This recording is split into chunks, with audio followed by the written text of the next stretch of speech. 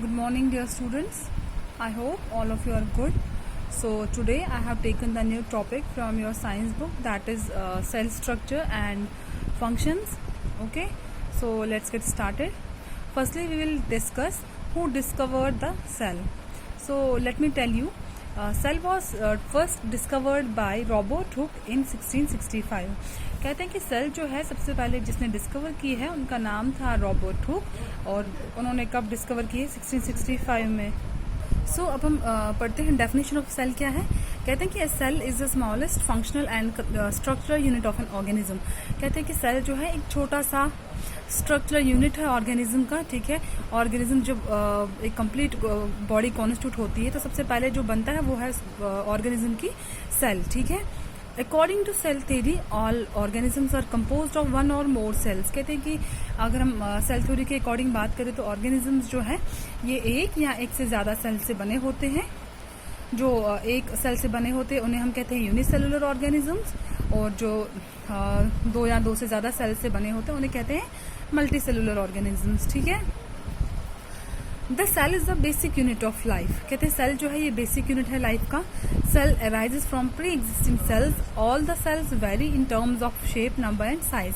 कहते हैं कि लाइफ का जो बेसिक यूनिट है वो सेल से ही स्टार्ट होता है, और सेल जो है बनता है, अराइज होता है प्री एग्जिस्टिंग सेल से. ठीक है, और सारी सेल्स जो है ये वेरी करती हैं. किन टर्म्स में? शेप में भी अलग अलग होती हैं, नंबर में भी अलग होती हैं, किसी में कम किसी में ज्यादा, और साइज भी डिफरेंट होता है. किसी का साइज बड़ा होता है किसी सेल का, और किसी सेल का साइज छोटा होता है. ठीक है, शेप भी डिफरेंट होता है. नेक्स्ट हम पढ़ेंगे टाइप्स ऑफ सेल्स. सेल की जो टाइपें हैं वो कितने किस्म की हैं. सो सेल की जो टाइप्स हैं वो दो किस्म की है.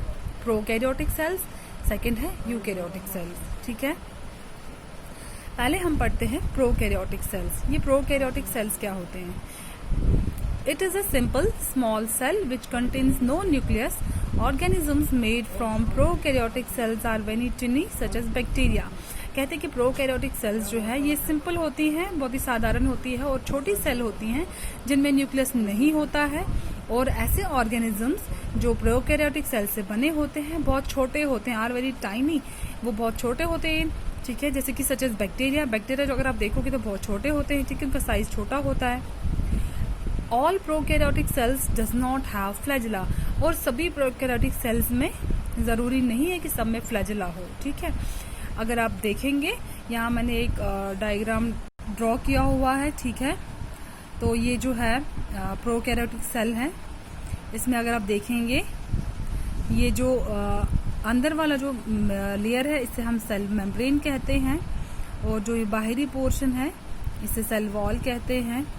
ये जो अंदर है पार्ट इसे न्यूक्लियोइड कहते हैं, और ये जो है इसे राइबोसोम्स कहते हैं, और ये जो dotted like jelly like structure है इसे साइटोप्लाज्म कहते हैं, और ये जो थ्रेड लाइक स्ट्रक्चर है प्रोकैरियोटिक सेल का इसे फ्लैजिलम कहते हैं. ठीक है, तो मैं आपको ये सारे जो पार्ट्स हैं प्रोकैरियोटिक सेल के डिस्कस कराऊंगी वन बाय वन. सबसे हम पहले पढ़ते हैं न्यूक्लियोइड. ठीक है, ये न्यूक्लियोइड क्या होता है? कहते हैं कि न्यूक्लियोइड जो है, nucleoid is an irregularly shaped region. ये एक इरेगुलरली शेप्ड रीजन होता है प्रोकैरियोटिक सेल के अंदर.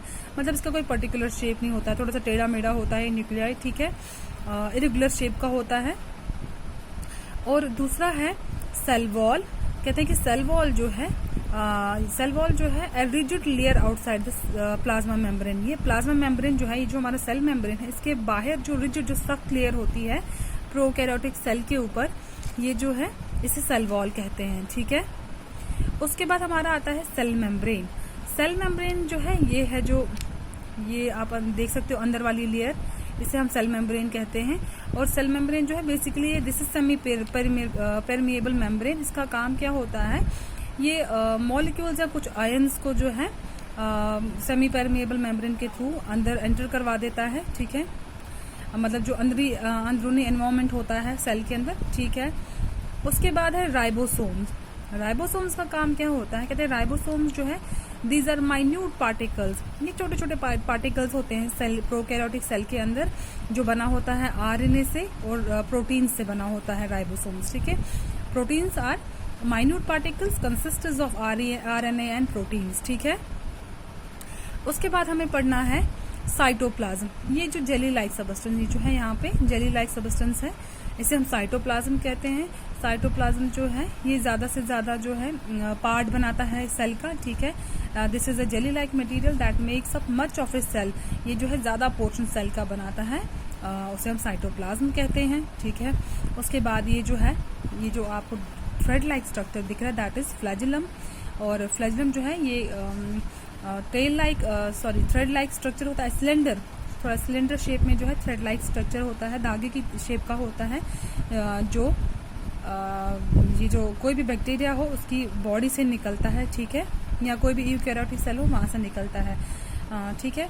एंड सिंपली ये जो फ्लैजिलम है this is a slender thread-like structure produced from the cell body of certain bacteria और यूकैरियोटिक सेल, ठीक है, किसी भी बैक्टीरिया के बॉडी पार्ट से प्रोट्रूड होता है, इसे हम फ्लैजिलम कहते हैं, ठीक है। So dear students, here I conclude my today's topic. Tomorrow we will discuss eukaryotic cells and the next many topics. Okay, thank you, take care.